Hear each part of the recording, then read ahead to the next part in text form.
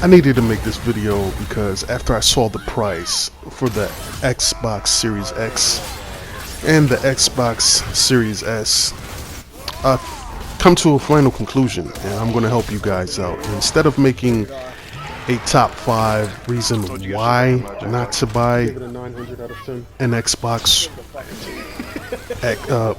Series X, it just needs only one reason, and it validates everything to even, nullify making 5 reasons. Exclusives. This system doesn't have any exclusives that make me want to go out and buy it or get excited for. As you can see, God of War. There's nothing like a God of War on the Xbox. I don't care what you say. Don't bring up that game from a couple years ago, that wannabe Spartan game.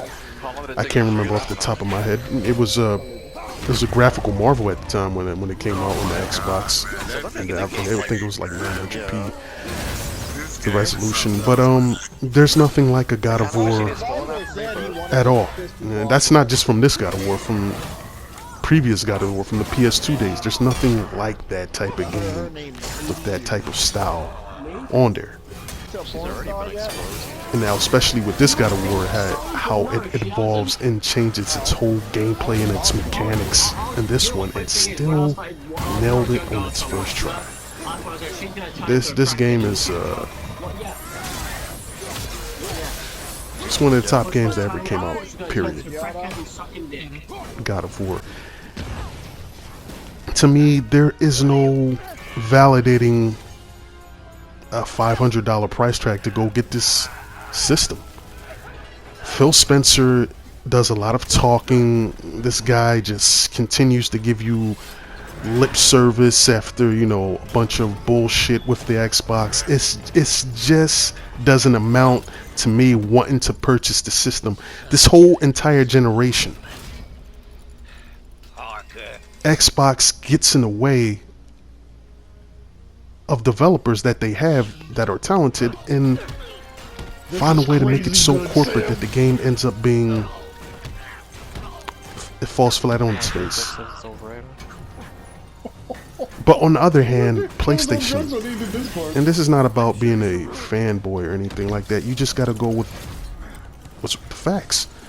PlayStation has more critical acclaim exclusives than Xbox. This generation has been a big factor of that, and you can see it. So the number one reason not to buy an Xbox is exclusives. They have no exclusive. They have nothing that makes me want to be like, that game right there, I need to play it. I gotta have an Xbox for it. There's nothing like that. They don't have a Spider-Man, unless you want to play that shitty one, The Amazing Spider-Man, that Activision published and Bionix developed. I'm not playing that garbage. I'd rather play Marvel Spider-Man for the PS4. And this game already is going to get a lot of hate, but I'm sorry, you can hate on the story all you want to. This gameplay is better than the first one by miles. I'm sorry, it just is. You want to talk about the story? That's a different discussion. I'll make a video breaking down how so many YouTubers, to me, just didn't actually pay attention to the storyline, and they went into their own little personal agenda about how they felt about the story. That's another video for another day. But to me, number one reason, you don't need to do a top 5 reason why to get an Xbox, because they're all nullified when all you need is one reason, and that's there's no exclusives.